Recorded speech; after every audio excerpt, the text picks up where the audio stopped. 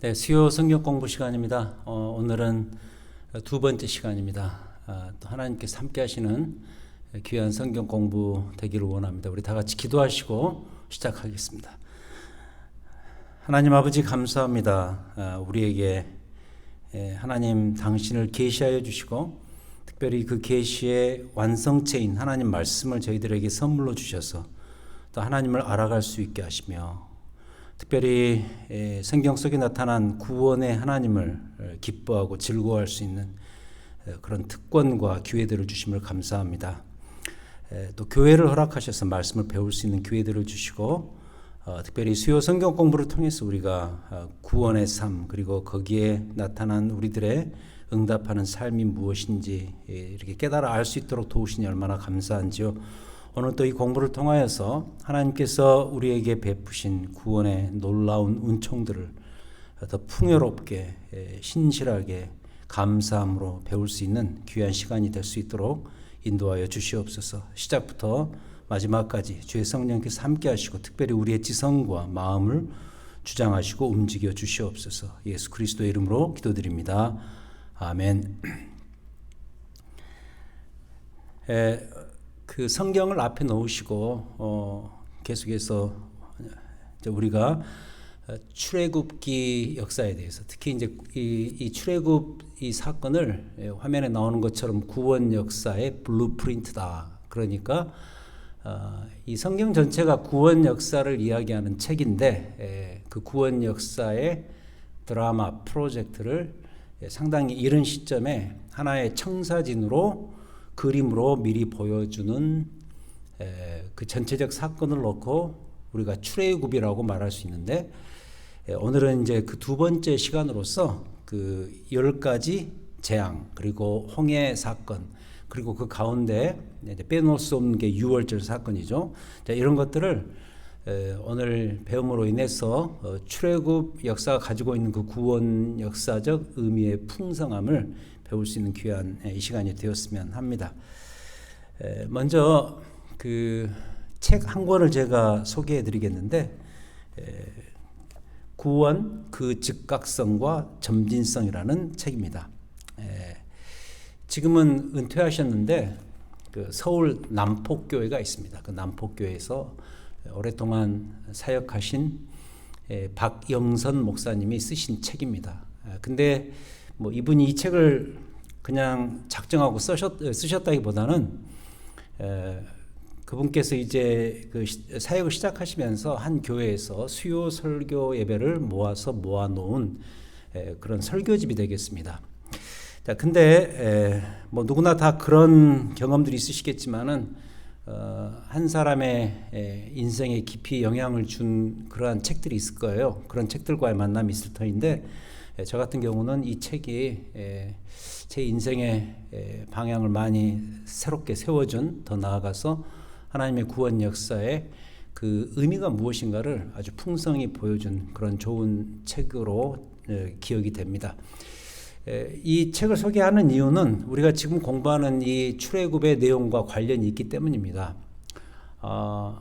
이 책 제목이 구원 그 즉각성과 점진성인데 무슨 의미냐면 우리가 얻은 이 구원에는 두 가지 측면이 있는데 그 두 가지 측면이 뭐냐? 즉각적인 구원과 점진적인 구원 두 가지가 있다. 사실 구원이라는 것이 변화죠. 인생이 과거 죄인의 삶 속에서 이제 하나님께서 우리에게 허락하신 구원의 은혜로 말미암아 의인으로서 바뀐 삶을 의미합니다. 그래서 구원은 다른 말로 표현하면 인생의 변화인데 그 변화에는 두 가지 레벨이 있다는 것이죠. 그 하나는 뭐냐면 즉각적인 변화가 있고 그 다음에 점진적인 변화가 있다. 예를 들자면 즉각적인 변화는 뭐냐면 우리가 다 경험한 바지만은 주의 성령의 강력한 역사로 말미암아 내가 회심하는 거죠. 예수 그리스도를 구주로 영접하고 내 죄인됨을 시인하고 그로 인해서 하나님께서 그 강력한 성령의 역사로 나를 죄인의 신분에서 의인의 신분으로 순간적으로 바꾸어 주신 그 변화죠. 우리가 이 장면을 다른 말로 표현하면 흔히 거듭남, born again이라고 말하기도 하고 그 그리고 conversion, 회심이라고 말하기도 합니다. 이것은 즉각적인 순간적인 변화다. 그리고 구원은 거기서 끝나지 아니하고 그 이후에 남은 삶 동안에 지속적인 변화를 우리에게 초래하죠. 신학적으로는 그것을 성화의 삶이라고 말하는데, 내가 예수 믿고 변화되어서 즉각적으로 변화되어서 내 인생이 다하는 그 순간까지 지속적으로 점진적으로 내 삶 속에서 그리스도께 순종하고 그로 인해서 변화된 삶을 살아가는 것이죠. 그게 바로 구원의 삶이죠. 그래서 이 구원에는 이 두 가지 축이 있다. 즉각적인 변화와 지속적인 변화가 있다.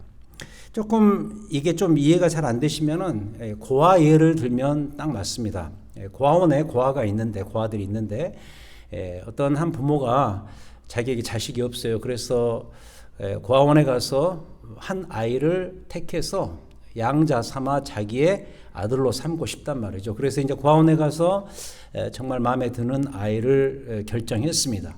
그래서 그 아이를 자기 집에 양자로 삼기로 결정했습니다. 그렇게 결정한 다음에 이제 그 프로세스를 거쳐야 되잖아요. 그 아이를 이제 내 아들로 삼기 위해서 필요한 법적인 절차가 담긴 문서에 사인을 하는 순간, 그 순간 즉각적으로 그 고아 아이가 내 집에 그 사람의 아이가 되죠. 그게 이제 바로 신분의 즉각적인 변화죠.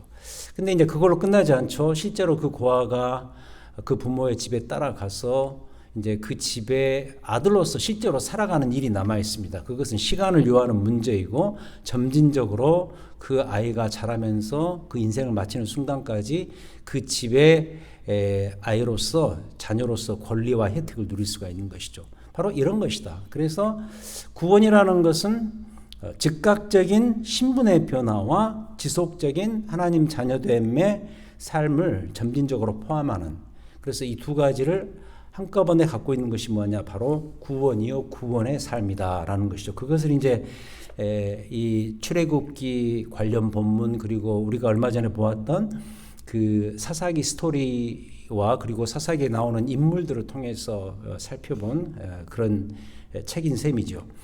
자, 그렇다면 말씀드리고 싶은 것은 뭐냐? 오늘 이 공부의 주제가 되는 열재앙과 홍해 사건, 거기에 이제 중간에 추가로 유월절을 제가 포함시킵니다만은, 일단 열재앙과 홍해 사건은 이 두 가지 중에 어디에 해당되는 것인가? 그러니까 즉각적인 변화와 점진적인 변화, 이 둘 중에 어디에 해당되는 것인가?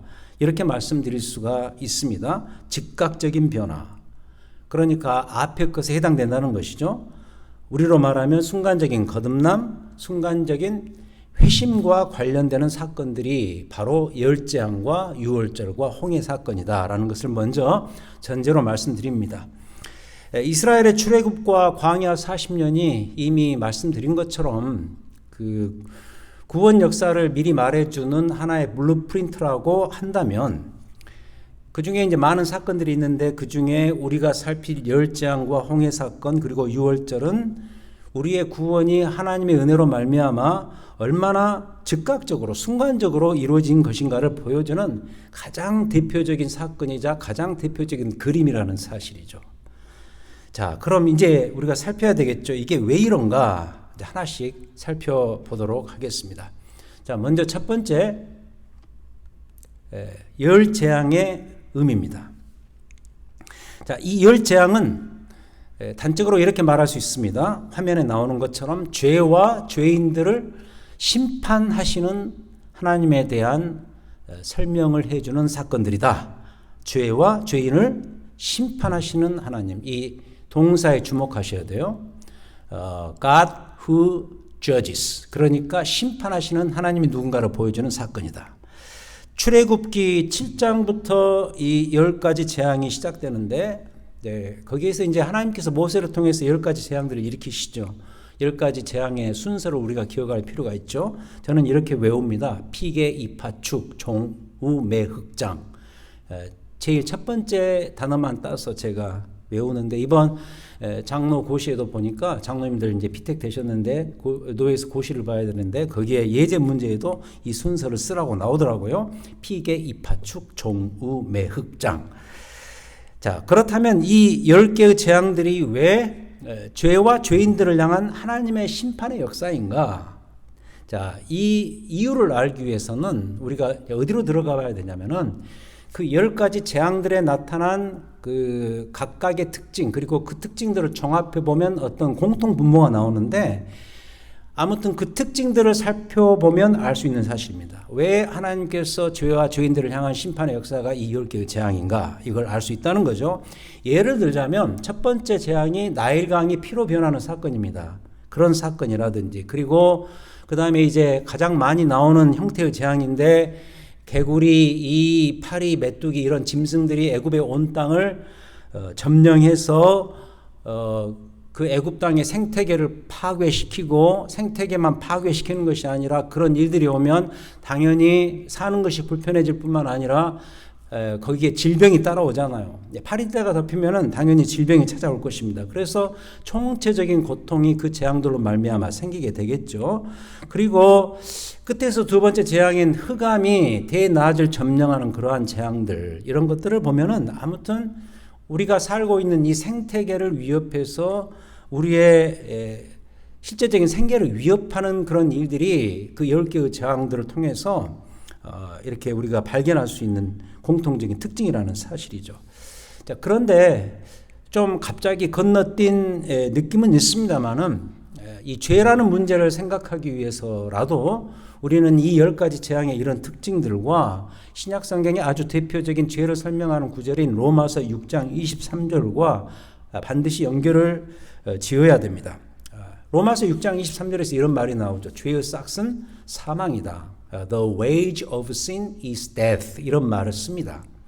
그러니까 우리가 여기서 알 수 있는 것은 두 가지인데, 사망의 의미, 죄의 싹은 사망이라고 했으니까 사망의 의미가 뭔가를 설명해야 되고, 그 다음에 그 죄의 싹이라 그랬으니까 그 대가가, 그 싹이라는 게 어떤 의미를 가지는가, 이제 이걸 우리가 생각을 해봐야 돼요. 일단 죄의 대가, 죄의 결과, 죄의 열매는 사망이라고 말했으니까 그 death, 그 죽음이라는 것의 의미가 무엇인가를 우리가 성경적으로, 신학적으로 반드시 생각을 해보아야 10가지 재앙에 나타난 여러 가지 특징들이 왜 죄와 관련되는 것들인가라는 것을 우리가 여기서 파악할 수가 있겠습니다. 죄의 싹은 사망이다 말할 때 그 사망이, 우리는 일단 그 구절을 이렇게 처음 받아들였을 때 일단 육체적인 죽음을 생각하기가 쉽습니다. 그러니까 이 physical death죠. 우리가 다 경험하는 마지막 육체적 죽음이죠. 물론 맞습니다. 그러나 죄의 싹은 사망이다라고 말할 때 그 사망이 단지 육체적인 죽음만을 의미하는 것인가? 맞기도 하지만 어느 정도는 틀린 말입니다. 왜냐하면은 죄의 싹은 사망이라고 말할 때 그 사망이 육체적인 죽음에 이르는 것은 분명한 사실이고, 그리고 어쩌면 그 육체적 죽음이 여기서 말하는 사망의 마지막 피어리어드, 마지막 종지부라고 말할 수는 있겠죠. 근데 이 죽음이라는 것이, 여기서 말하는 죽음이라는 것이 사실 육체적 죽음에 이르기 위해서 그 전에 나타나는 그 사망의 징조들이 있습니다. 심텀들이 있죠. 그 심텀, 사망의 증상들이 있다는 것이죠. 그것을 포함해서 죄의 싹은 사망이다라고 말할 때 사망인 것이죠. 그 죄의 증상들은 너무너무 많습니다. 그 에덴이 실종된 이후로 펼쳐지는 여러 가지 죄의 증상들. 대표적으로 육체적인 죽음이 어떻게 옵니까? 일단 사람들이 일단 나이가 들어가면서 자연적인 죽음을 맞이하죠. 노화 현상이 그런 의미에서 죄의 증상 중에 하나입니다. 그리고 노화가 되고 죽음의 문턱에 이르기 전에 우리 상당히 많은 사람들이 경험하는 거지만은 원치 않는 질병이 찾아오죠. 누가 뭐 아프고 싶어서 아프겠어요. 근데 질병은 죽음의 대표적인 증상이죠. 그러면 이런 노화, 나이가 먹어간다든지 아니면은 육체적 질병 같은 것, 눈에 보이는 그런 것만이 사망의 증상인가? 아니죠. 정신적인 것도 많습니다. 대표적으로 인간 관계의 갈등입니다. 심지어는 가족들 사이에서도 많은 관계의 갈등이 있잖아요. 원치 않는 거죠. 그런데 우리에게 근본적으로 그게 있습니다. 그게 뭐냐? 죄의 싹은 사망이라고 말할 때 사망이 가지고 있는 기운들, 증상들이라고 말할 수가 있다는 것이죠. 그게 그렇다면 한 개인에게만 나타나는 거 아니죠. 관계에서도 나타나듯이 이게 더 확대되면 이제 한 집단 안에서 나타나는 죄의 증상들이 많아요. 대표적으로 전쟁을 예를 들 수 있겠죠. 전쟁 같은 경우는 이 나라라는 그 거대한 집단이 다른 나라를 향해서 폭력적으로 물리적으로 힘을 가하면서 재산 피해를 일으키고 인명 피해를 일으키죠. 굉장한 강력한 죄의 증상이죠. 이런 거. 그리고 더 나아가서 지금 우리가 경험하고 있는 바지만 우리의 어떤 여러 가지 공해로 말미암아 오는 생태계 파괴 현상들, 이런 것들이 뭔가 죄의 증상들이다. 창세기 3장 17절 18절에서 이런 이야기를 하죠. 아담과 하와가 범죄한 내용을 다룬 장이 창세기 3장 아닙니까? 거기에 아담과 하와가 다 범죄한 다음에 아담에게 하나님께서 이런 말씀을 하십니다. 너희가 살고 있는 그 땅이 너의 죄로 말미암아 저주를 받을 것이다. 그런 이야기를 하죠. 그 저주를 받은 것의 결과가 뭡니까? 쉬운 말로 땅이 우리에게 결코 프렌들리하지 않습니다. 그래서 땅이 엉겅퀴와 가시덤불을 내면서 우리가 정말 그냥 모든 것을 이렇게 자연스럽게 이 땅을 일구어서 먹을 수 있는 그런 형태가 아니라 죄로 말미암아 땅이 저주를 받았기 때문에 땅이 우리에게 결코 친화적이잖아요. 프렌들리하지 않아요. 그래서 우리가 뭐 잡초를 제거하고 거름을 주고 노동을 하고 땀을 흘려야만 우리가 먹고 살 수 있는 그런 구조가 된 것이죠. 다 무엇을 이야기하는 것인가? 로마서 6장 23절에서 말하는 죄의 싹은 사망이다라고 말할 때 그 사망에 다 포함되는 그런 것들이죠. 다시 말해서 죄의 증상들, 그리고 마지막으로는 육체적인 죽음. 그게 뭐냐? 그게 로마서 6장 23절에서 말하는 사망의 의미인 것이죠. 자, 그럼 다시 돌아와서 이 출애굽기와 관련해서, 이 출애굽 10재앙과 관련해서 그 문제를 생각하자면 방금 말씀드린 이런 사망의 증상들을 매우 인간 측에서 의도적으로 디자인을 해서 결국 인간 자신의 욕심대로 세상을 꾸려서 이 세상의 그런 죄의 증상들을 친히 만들어내는, 의도적으로 만들어내는 그 존재로서 하나님께서 이 출애굽의 세팅에서 지금 누구를 지목하고 계시는가, 이게 중요합니다. 그가 누구죠? 이 열 재앙과 매우 직접적으로 관련이 되는 바로 애굽의 황제 바로가 되겠습니다. 애굽 황제 바로, 그가 바로 그 주인공입니다. 이것을 알 수 있는 이제 좋은 스토리들이 이 출애굽 열 재앙에 다 나타나는데, 이제 그 중에 제가 대표적으로 9장을 선택했습니다. 출애굽기 9장. 자, 성경 표 놓으시라 그랬죠. 출애굽기 9장을 펴시기 바랍니다. 구약 성경 95쪽이 되겠습니다. 출애굽기 9장. 다른 재앙들에 비해서 상당히 길게 설명된 그런 재앙인데, 이 9장은 7번째 재앙인 우박 재앙과 관련된 그런 스토리입니다. 자, 거기 보면은 하나님과 바로 사이에 어떤 그 문제가 발생하는가를 여기서 우리가 알 수 있는데, 29절을 보겠습니다. 9장 29절. 자, 모세가 바로에게 이르되 내가 성에서 나가서 곧 내 손을 여호와를 향하여 펴리니 그리하면 우레소리가 그치고 우박이 다시 있지 아니할지라. 세상이 여호와께 속한 줄을 왕이 알리이다. 그러니까 이미 우박 재앙이 내려서 애굽 땅을 지금 많이 훼손시켰어요. 근데 이제 모세가 다시 나가서 손을 펴면 우레소리가 그치면서 우박이 그칠 것이라고 여기서 예언을 하는 거죠. 30절부터가 중요합니다. 그러나 왕과 왕의 신하들이 여호와 하나님을 아직도 두려워하지 아니할 줄을 내가 아나이다. 이 우박 재앙의 강력한 그 사건들을, 그 강력한 그 재앙의 그 모습들을 다 보았으면서도 여전히 바로 왕과 그 신하들이 여호와를 아직도 두려워하지 아니할 것이다. 그것을 내가 이미 알고 있다. 그렇게 이야기하는 거죠. 그 이유가 31절에 32절에 나오는데, 그때 보리는 이삭이 나왔고 삼은 꽃이 피었으므로 삼과 보리가 이 우박 때문에 상했지만, 32절, 그러나 밀과 쌀 보리는 자라지 아니한 거로 상하지 않았단 말이죠.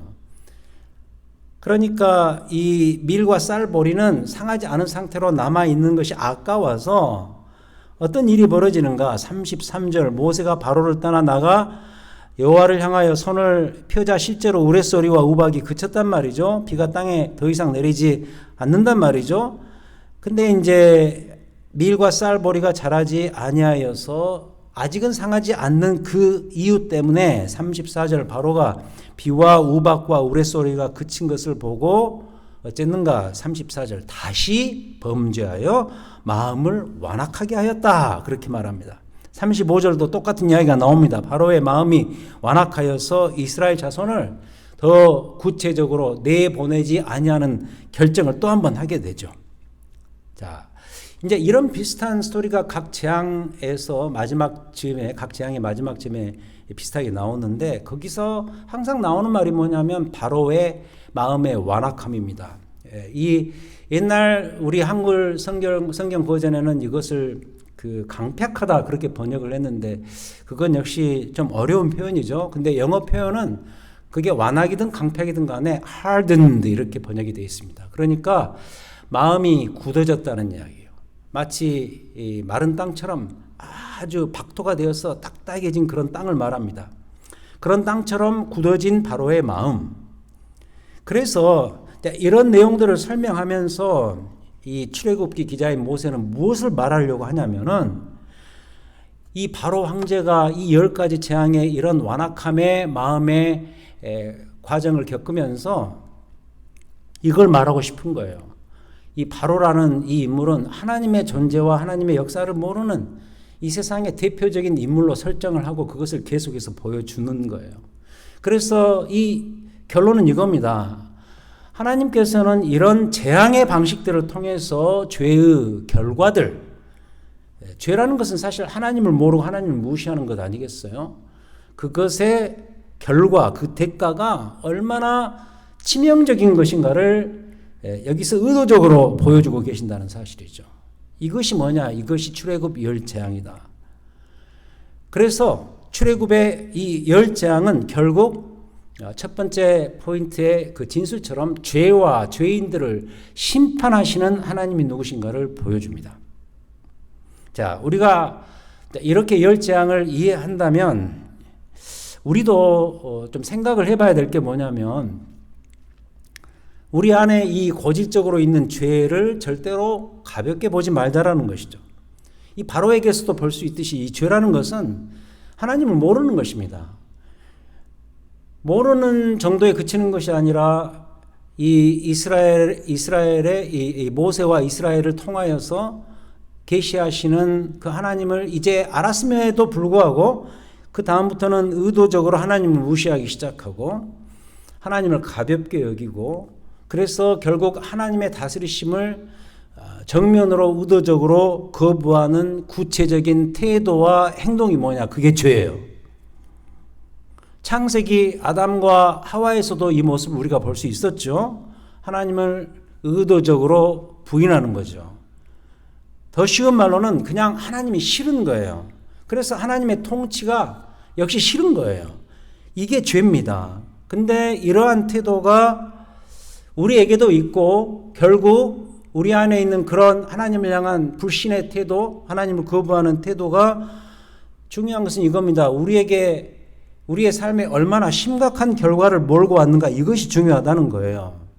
그래서 로마서 6장 23절에서 그 심각한 결과를 뭐라고 말하죠? 죄의 싹슨, 죄의 열매는 사망이다 이렇게 말하는 거예요. 이 표현 자체가 죄가 가지고 있는 그 심각성을 그대로 다 말해줍니다.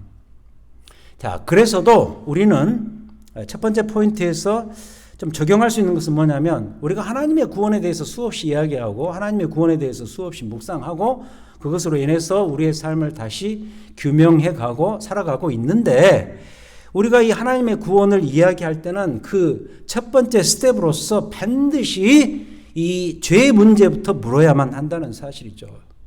이것은 전도할 때도 마찬가지입니다.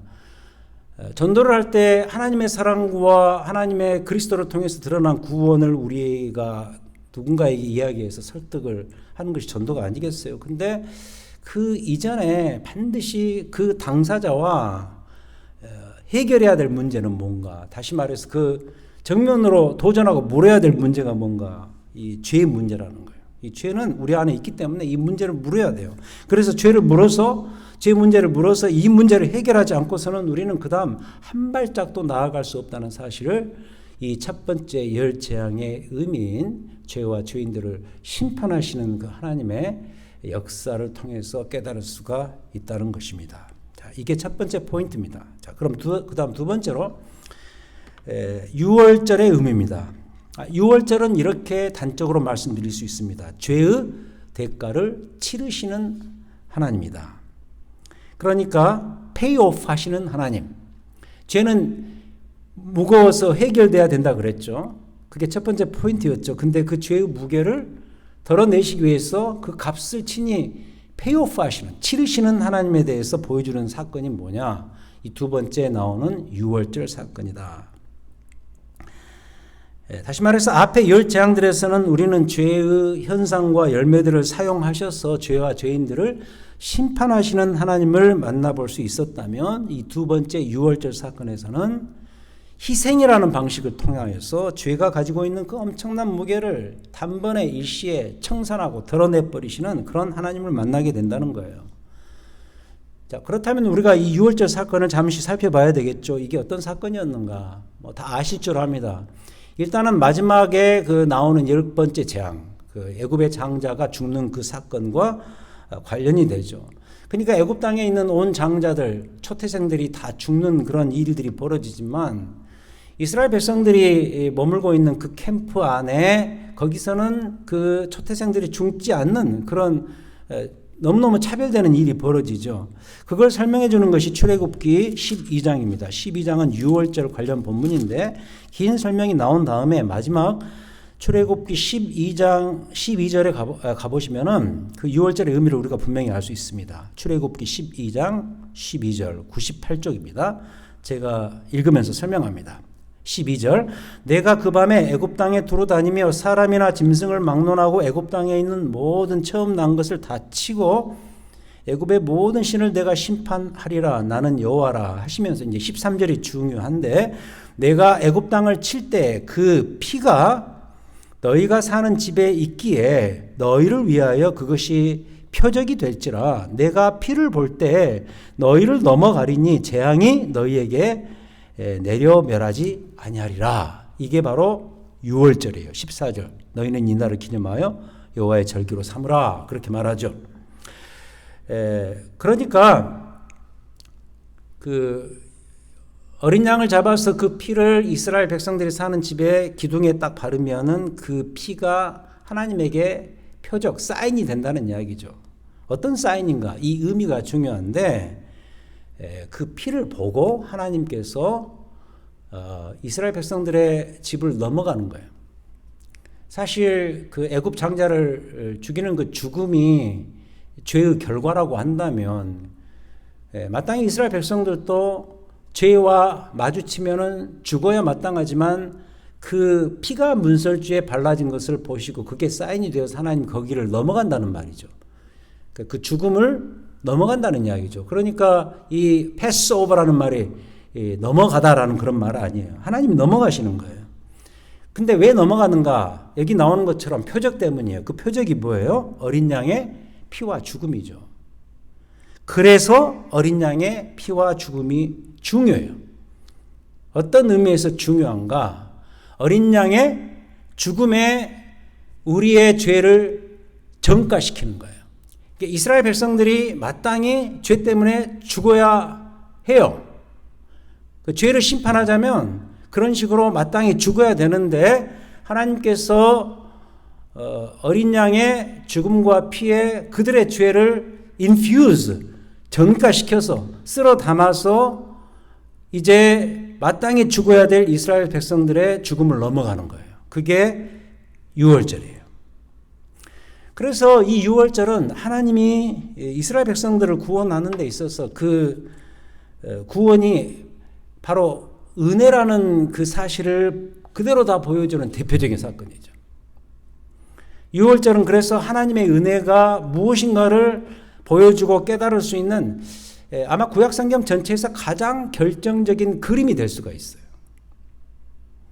이 점은 유월절과 열재앙, 앞에 열재앙을 서로 비교를 해볼 때 알 수가 있는 사실입니다. 앞 열재앙에서는 죄라는 것은 뭐였어요? 결국 심판의 대상이었어요.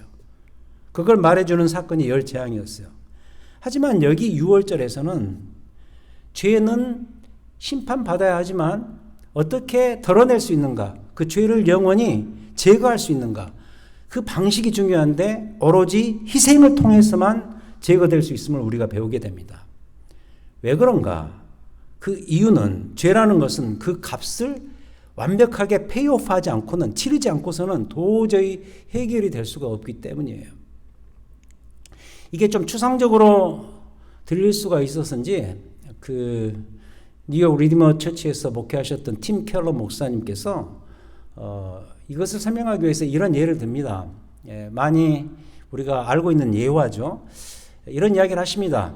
내 이웃이 차를 뒤로 빼다가 잘못 빼서 내 집 거라지 도어를 완전히 망가뜨려 놨어요. 그럼 아주 큰 데미지가 났으니까 이제 이게 고쳐지려면은 어떤 방법이 가능할까요?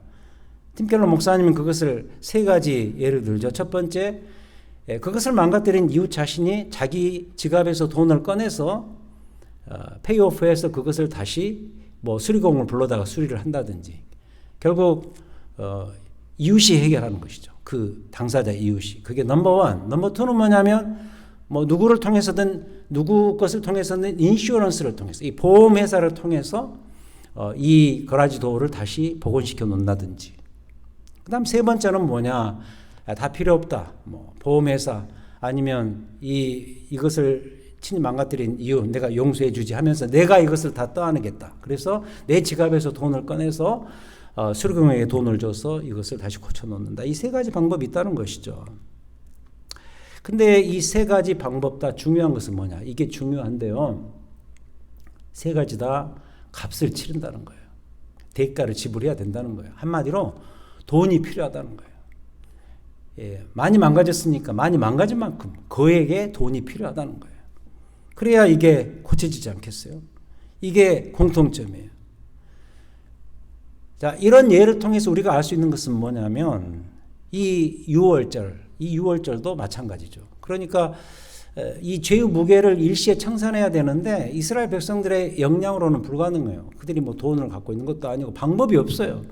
죄는 너무 무거워서 인간 스스로가 그 어떤 능력으로도 그것을 페이오프해서 그 죄의 무게를 덜어낼 수가 없어요. 근데 그 모든 과정을 이 선한 이 거라지도의 주인처럼 하나님께서 다 스스로 떠안으신 거예요.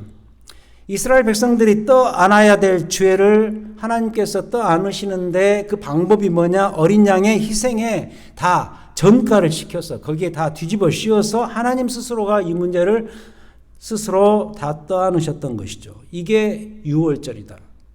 그래서 우리가 구원을 뭐라고 말하는가? 은혜라고 말하는 거예요. 그렇다면 보세요. 결국 우리가 여기서 무엇을 보게 되죠? 답이 나오죠. 참 어린 양 예수 그리스도 아닌가요? 이 그림이 예수 그리스도 십자가에서 그대로 완벽하게 실현되는 거예요. 이래서 우리가 예수 그리스도를 6월절 참 어린 양이라고 부르는 거예요. 로마서 5장 8절을 보겠습니다. 이 구절은 찾아보았으면 합니다. 로마서 5장 8절. 신약성경으로 갑니다. 245쪽입니다. 신약성경 245쪽. 로마서 5장 8절에서 이런 이야기를 합니다. 아주 유명한 구절이죠. 우리가 아직 죄인 되었을 때 그리스도께서 우리를 위하여 죽으심으로써 하나님께서 우리에 대한 자기의 사랑을 확증하셨느니라. 그러니까 이스라엘 백성들을 향한 하나님의 사랑이 아주 크다는 것을 우리가 이 출애굽 사건을 통해서 보죠. 벌써 10가지 재앙, 그리고 특별히 6월절에서 이미 그 사랑은 충분히 드러났는데 그 하나님의 그 넘치는 사랑이 가장 결정적으로 확증된 사건이 뭔가? 로마서 5장 8절, 우리가 아직 죄인 되었을 때 그리스도께서 우리를 위해서 어린 양으로서 죽으심으로써 그게 confirmed, finally confirmed, 결국 결론적으로 확증이 됐다라는 거예요. 근데 여기서 한 가지 우리가 기억해야 될 표현은 아직 죄인일 때, 여전히 우리가 죄인일 때, 우리가 우리 스스로 우리 능력으로 어느 정도 개선되었을 때, 그때 그리스도께서 우리를 위해서 죽은 것이 아니고 우리가 여전히 출애굽 당시에 이스라엘 백성들과 똑같이 죄인일 때 한치도 그 수준에서 벗어난 점이 없어요. 발견되는 것이 없어요. 그 상황 속에서 어린 양 그리스도께서 우리를 위해서 희생하시고 죽으심으로 말미암아 하나님의 이스라엘 백성들을 향해서 가졌던 그 사랑을 우리에게도 그대로 확증시켜 주셨다라고 말하고 있습니다. 그래서 유월절 이 픽처는 하나의 그림자라고 한다면 그 유월절 그림의 진정한 완성된 그림은 바로 참 어린 양 예수 그리스도에게서 100% 실현이 되는 것이죠. 그것을 증빙해 주는 구절이 바로 로마서 5장 8절이 되겠습니다. 그래서 이 두 번째는 유월절은 어떤 의미인가? 죄가 가지고 있는 그 무게와 대가를 친히 나서서 치르시는 은혜의 하나님을 발견할 수가 있죠. 자, 마지막 세 번째로 홍해 사건입니다. 홍해 사건은 한마디로 이겁니다. 죄로부터 우리를 건지시는 하나님입니다. Saving God. God who saves. 우리를 죄로부터 건지시는 하나님의 이미지를 볼 수 있는 사건이다. 이 홍해 사건은 출애굽기 14장에 상세히 나와요. 근데 그 사건이 가지고 있는 구원사적 의미를 잘 설명해 주는 것은 오히려 그 뒤에 따라 나오는 15장에 홍해 사건 이후에 모세가 불렀던 모세의 노래에 담겨져 있습니다. 자, 그래서 그리로 가보기를 원합니다. 출애굽기 15장으로 갑니다. 다시 앞으로 가서 15장을 펴시기 바랍니다. 출애굽기 15장. 구약성경 104쪽입니다. 1절, 2절에 모세가 홍해 사건 이후에 이런 노래로 하나님을 찬양합니다. 이때 모세와 이스라엘 자손이 이 노래로 여호와께 노래하니 일렀으되 내가 여호와를 찬송하리니 그는 높고 영화로우시며 말과 극한 자를 바다에 던지셨음이로다. 홍해 사건을 말하는 것이죠. 그러면서 2절에서 여호와는 나의 힘이요 노래시며 나의 구원이시로다. 그는 나의 하나님이시니 내가 그를 찬송할 것이요 내 아버지의 하나님이시니 내가 그를 높이리로다. 이렇게 고백합니다. 특히 여호와를 설명하면서 여호와는 나의 힘이시요 나의 노래시며 특별히 나의 구원이시로다. 이렇게 설명합니다. 왜 구원인가? 왜 우리를 죄에서 건져주셨는가? 이 홍해 사건 이미지에서 그대로 드러납니다. 어떻게 드러나냐면 이스라엘 백성들은 사실 홍해를 통과할 때 이미 다 죽은 자들이에요. 물에 빠지면 다 죽는 거 아니에요. 근데 하나님께서 그 물을 직접 가르셔서 그들을 홍해로부터 건져주셨다라는 거죠. 건져주셔서 그들은 그때 이후로 하나님에 의해서 다시 살림을 받는 생명의 민족이 되었습니다. 이 사건이 너무나도 중대하기 때문에 이스라엘 백성들이 이 이후로 어디를 가든 광야 40년은 물론이고 그리고 가나안 땅 들어가서 살면서 계속해서 하나님을 이방 나라에 설명하면서 구원의 하나님을 노래하면서 이 홍해 사건을 항상 언급했던 이유가 바로 여기에 있는 것이죠. 자, 근데 이 중요한 것은 다시 신약성경으로 와야 됩니다. 이 신약성경 고린도전서에서는 이 홍해를 어떻게 설명하는가?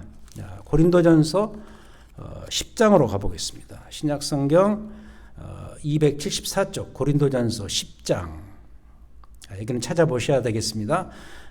중요한 구절입니다. 고린도전서 10장 1절부터 4절. 형제들아 나는 너희가 알지 못하기를 원하지 아니하노니 우리 조상들이 다 구름 아래에 있고 바다 가운데로 지나며 이 바다 가운데로 지났다. 홍해를 이야기하는 거죠. 특히 2절에서 모세에게 속하여 다 구름과 바다에서 세례를 받았다. 이렇게 설명하네요.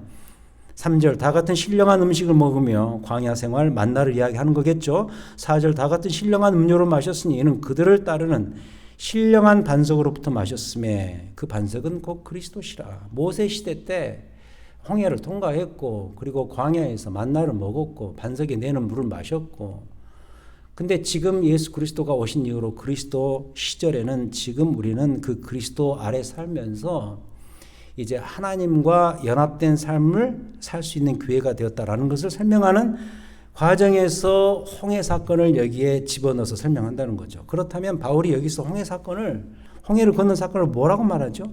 단적으로 말합니다. 세례 받은 것으로 말합니다. 지금으로 말하면 세례 받은 것으로 말합니다. 로마서 6장으로 가겠습니다. 앞에 조금만 더 넘기시고 로마서 6장 3절입니다. 로마서 6장 3절. 신약성경 246쪽 로마서 6장 3절에 이렇게 설명하네요. 무릇 그리스도 예수와 합하여 세례를 받은 우리는 그의 죽으심과 합하여 세례를 받은 줄을 알지 못하느냐. 세례에 대한 설명입니다. 그러므로 우리가 그의 죽으심과 합하여 세례를 받음으로 그와 함께 장사되었나니 이는 아버지의 영광으로 말미암아 그리스도를 죽은 자 가운데서 살리심과 같이 우리로 또한 새 생명 가운데서 행하게 하려 함이라. 5절이 세례에 대한 요약문입니다. 만일 우리가 그의 죽으심과 같은 모양으로 연합한 자가 되었으면 또한 그의 부활과 같은 모양으로 연합한 자도 되리라.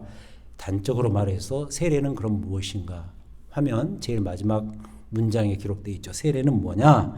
내가 그리스도와 함께 먼저 죽고 그 다음에 그리스도와 함께 다시 살아나는 것이죠. 로마서 6장 2, 9절에 의하면. 그런데 다시 출애굽으로 돌아가서 이스라엘 백성들은 그때 홍해를 건너므로써 이미 죽었는데 다시 하나님에 의해서 다시 살아난 민족이 되었다는 거예요. 홍해를 이렇게 해석하는 거예요. 그렇다면 이 홍해 사건 안에도 구원이 가지고 있는 이 부유한 의미가 상당히 많이 담겨져 있습니다. 구원이 뭐냐 이렇게도 설명할 수 있습니다. 구원은 내가 그리스도와 함께 죽고 그리스도와 함께 다시 사는 것 아니에요? 아까 읽었던 로마서 6장 그 9절 바로 이어서 로마서 6장 6절에서 이렇게 말하지 않습니까? 로마서 6장 6절 우리가 알거니와 우리의 옛사람이 예수와 함께 십자가에 못 박혀서 죽었어요. 그것은 무엇 때문인가? 죄의 몸이 죽어서 다시는 우리가 죄에게 종노릇하지 아니하면서 새로운 생명으로서 주와 더불어 살아가는 것 아니겠어요? 그렇다면 보세요. 이 홍해 사건은 구약 이스라엘 백성들만의 사건이 아닙니다. 우리도 이미 홍해를 건넜어요. 어떻게 건넜어요? 세례를 받음으로써. 그래서 이제 우리는 주와 더불어 살아가는 새 삶을 얻게 되었어요. 그리스도 한 번 이미 죽고 그리스도 한 번 다시 사는 것이죠.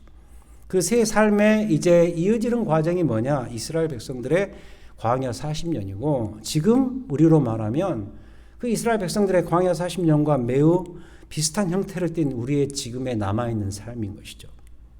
그래서 예수 믿고 거듭났다 그래서 그것으로 모든 것을 다 떼우시면 안 되고요. 거듭났으면 거듭남 이후의 삶을 더 신경 써야 된다라는 것이죠. 그것은 우리의 남아있는 이제 그 네 번의 출애굽의 광야 생활에 관련된 본문을 통해서 우리가 더 배울 수가 있겠습니다. 홍해를 건넜는가? 다시 말해서 그리스도의 십자가의 은혜로 단번에 구원을 받았는가? 그럼 이제부터는 그리스도와 더불어 새롭게 살아가는 구원받은 자답게 살아가는 남은 삶이 우리에게 있는 거예요. 그래서도 세례 교인을 가볍게 보지 마시고 세례 교인들은 누구냐? 이 공부에 참여하는 많은 분들이 세례 교인인 줄 믿습니다. 근데 내가 세례 교인이라면 이런 생각을 이 홍해 사건을 통해서 가지셔야 돼요. 그리스도와 함께 이미 죽었고 그리스도와 함께 다시 살아난 자들이다. 나는 바로 그러한 존재다라는 것을 기억하고 남은 삶을 주와 더불어서 살아가야 된다는 것입니다. 이게 세 번째 포인트가 되겠습니다. 자, 오늘 공부를 다시 한번 정리해 봅니다. 아까 소개해 드렸던 이 책 제목 기억하시라 그랬죠. 구원 그 즉각성과 점진성. 그러니까 구원에는 두 가지 레벨이 있는 거예요. 한 레벨은 뭐냐면 순간적으로 내가 신분의 변화를 얻는 것, 거듭남, 회심, 성령의 역사로 말미암아 그리스도를 믿고 신분이 바뀐 것이죠. 즉각적으로 이루어지죠. 순간적으로. 그 다음 두 번째 레벨은 뭐냐? 그 이후에 점진적으로, gradually, progressively 내 삶 속에서 일어나는 구원의 현실적인 삶입니다. 이것은 점진적으로 죽을 때까지 이루어지는 것이죠. 이 두 가지를 포함하는 것이 구원이고 구원의 삶이다. 자, 이것을 말씀드렸던 이유가 뭐라 그랬죠? 오늘 우리가 배운 열재앙 유월절 홍해는 바로 이 앞부분 것. 그러니까 우리가 즉각적으로 순간적으로 변화되는 것을 보여주는 중요한 구원의 픽처였다라는 것이죠. 열재앙 유월절 홍해. 즉각적인 구원이 뭔가를 보여주는 스토리다. 어떻게? 화면에 나오는 것처럼 열재앙은 죄를 심판하시는 하나님이 누군가를 보여주고 다시 말해서 죄와 죄인들은 반드시 심판을 받아야 돼요. 그만큼 죄는 무거워요. 이 죄 문제는 해결돼야 돼요. 그것을 보여주는 사건이 열재앙. 두 번째 유월절. 죄의 대가를 친히 치르시는 하나님.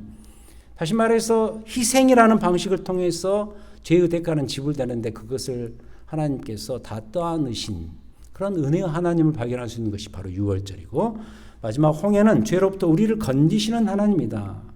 우리를 건지셔서 새로운 인생으로 만들어 가시는 하나님이 누구신가를 보여주는 중요한 픽처가 바로 홍해가 되겠습니다. 그래서 홍해를 건넌 자, 다시 말해서 세례를 받은 자는 주와 함께 죽고 주와 함께 다시 살아가는 삶이 남아있는 것이죠. 결론적으로 오늘 다룬 공부의 내용들은 다 구원의 기초에 관련된 것들이에요. 시작 지점. 지난주는 모세라는 한 인물을 통해서 구원의 기초를 설명했습니다. 인물 중심으로 구원이 어떻게 시작되었는가를 우리가 배웠다고 한다면 오늘은 사건으로서의 구원의 기초가 무엇인가를 배웠다고 보시면 되겠어요. 그 세 가지 사건이 뭐냐 기억하셔야 돼요. 열재앙과 유월절과 그리고 홍해 사건이다. 그리고 진짜 놀라운 것은 이 세 개의 사건이다.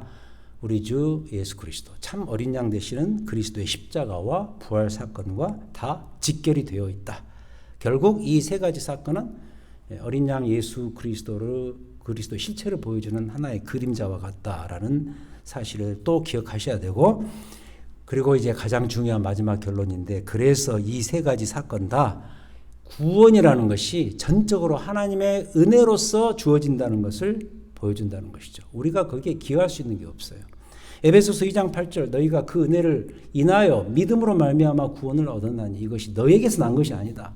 하나님께서 우리에게 주신 선물이라고 말하잖아요. 우리가 기여해서 우리의 능력과 우리의 공로를 얻을 수 있는 것이 구원이 아니야. 전적으로 하나님의 은혜로서 죄로부터 건짐받는 사건이 바로 이 구원이에요. 그것을 기초 단계에서 결정적으로 보여준 세 가지 사건이 뭐냐. 열재앙, 유월절, 홍해다. 그리고 이것은 어린 양 예수 그리스도와 직결되는 사건이다라는 것이 결론입니다. 자, 그래서 이제 우리가 할 일이 있죠. 이 구원의 은혜가 참 이토록 아름답고 풍성하다는 사실을 깨달았어요. 오늘 이 공부를 왜 했어요? 하나님의 구원의 은혜가 이토록 놀라운 것이구나. 이런 어떤 부유한 마음을 갖기 위해서 이 공부를 한 거 아니에요. 그래서 이제 우리 안에 찬양하는 마음이 막 복받쳐 올라야 됩니다. 찬양의 마음이 커지면 어떤 일이 벌어지죠?